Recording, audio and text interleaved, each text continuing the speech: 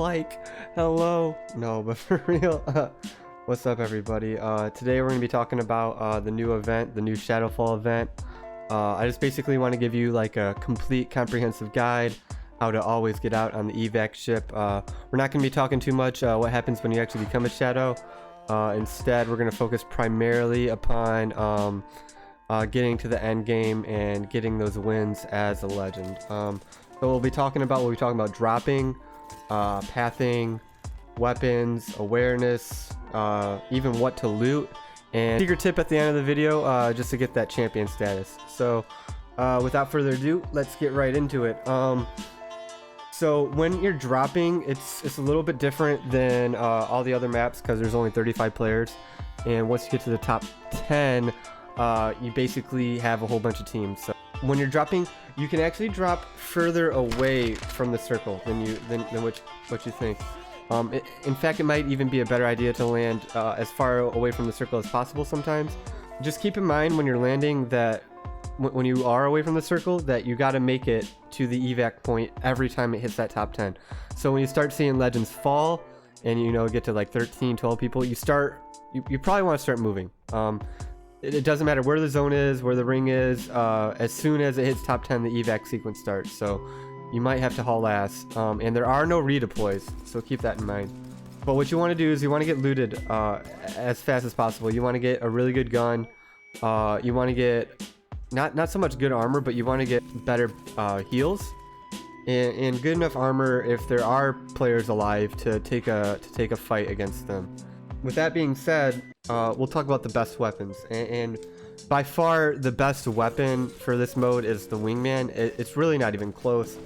As far as movement speed, to get that little extra time to take a shot at one of the shadows, the wingman maintains that ADS movement speed, so stays completely accurate, and you can also move faster than any other weapon in the game with it. It's really good against legends to get to the top 10.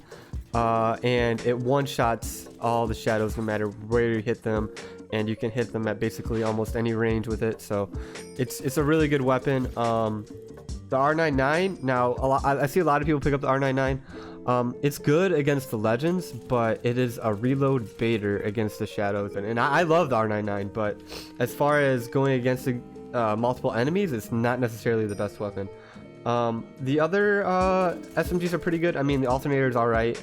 It's more like a holder for the R99. The Prowler is overkill on burst mode, but with the select fire, the Prowler can put in some work because it does have a deeper mag than the R99, and it shoots slower. Just keep in mind when you're picking up pistols like P2020, the hammer points don't work. Same things with the Mozambique.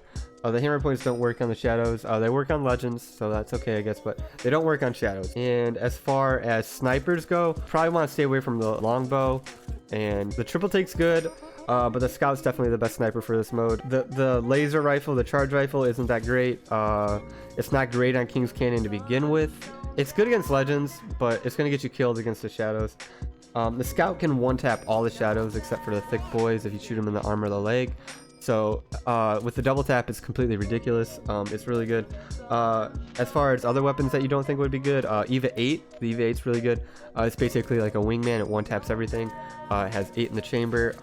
The reload time for it is really bad, and the EVA can be really inconsistent. But for the most part, you're gonna one tap all the shadows that are in your face with that thing, and it's just pretty quick. Might be better than PK. More accurate, so try the EV8 if you haven't already. We'll be talking about the LMGs. Now, the LMGs, they are good.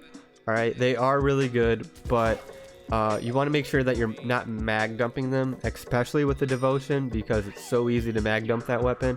Try to go for headshots with them.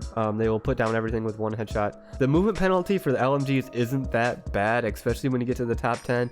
The biggest problem with the movement penalty on the LMGs is that you have other people shooting at you. But when you're basically being like a turret and mowing down everything in your way, it's not so much of an issue. So the LMGs are good. They got a deeper mag. They do a lot of damage.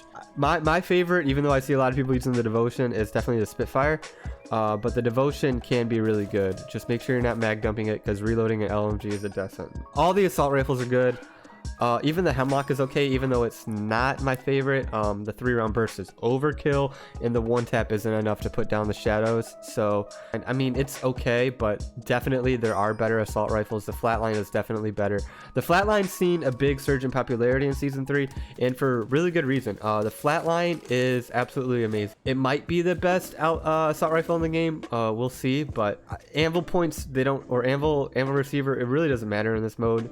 The best thing about the assault rifles is that they're automatic. They can be hip fired really well, and that they can put down legends pretty easily. So the R301 is really good, the flatline's really good, and the Havoc is probably the best assault rifle in the game if you get the turbocharger on it. Moving on, we'll talk about a little bit of awareness.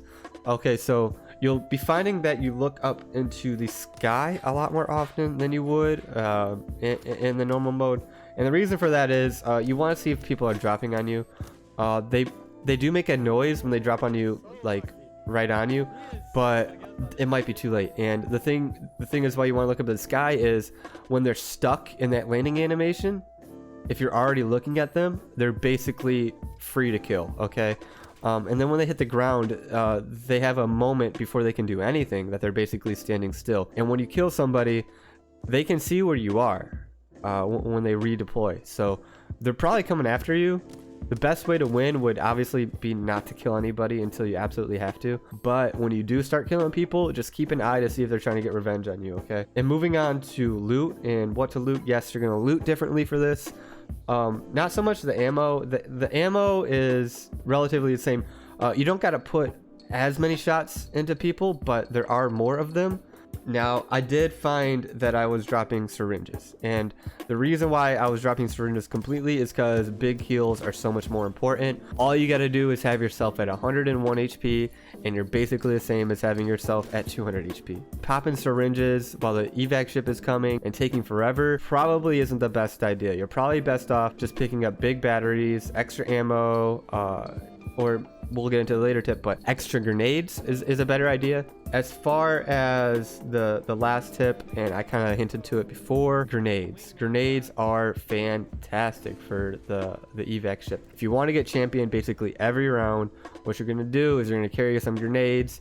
I mean, you can even clear the way with them, but when you're on the evac ship and everyone's just BMing, jumping at the evac ship as shadows, they're not even paying attention, you're probably about to get 4 or 5 kills with grenades to pad your stats, basically. Pad Stafford right there. Right, let's talk about legends. Okay, Watson and Caustic have become very popular. They're not that good. They're okay. I mean, I shouldn't say they're not that good. Playing a mobility character is so much more reliable. Getting to the circle and getting it trapped up, or dropping in the circle and living to the end, is a lot harder than playing at the edge of the circle, getting looted, and getting in. Characters that I don't think are as good at all, obviously Gibraltar's really bad in this mode, but the best character by far, and you'll have games where there's nothing but them, is Pathfinder. His ability to find the next circle is completely uncomparable.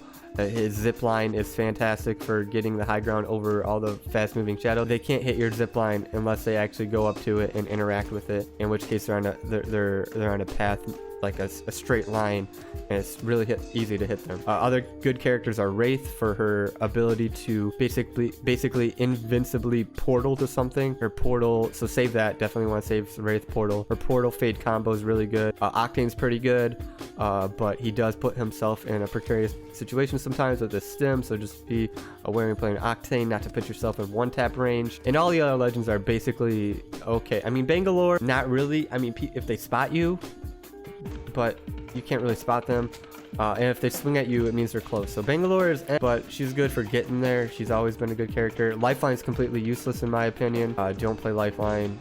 You don't need her care package. Don't really need the extra healing time either. You'd rather play a character with mobility. Bloodhound, I mean, he does have mobility, but I wouldn't play him. I just don't like Bloodhound. Mirage, he does have mobility, but it's just in his ult. It's not as fast.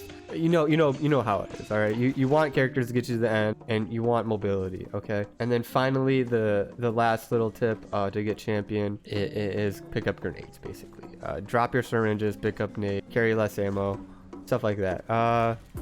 And yeah, that about wraps it up for my my guide. I hope this helps you. If it does, please make sure to like, comment, subscribe. It really does help. I know you hear it in every other YouTuber, but it really does help me grow, and especially someone as small as me, it's gonna help me, you know, get a little bit of exposure that I think I deserve. So make sure you're all doing that.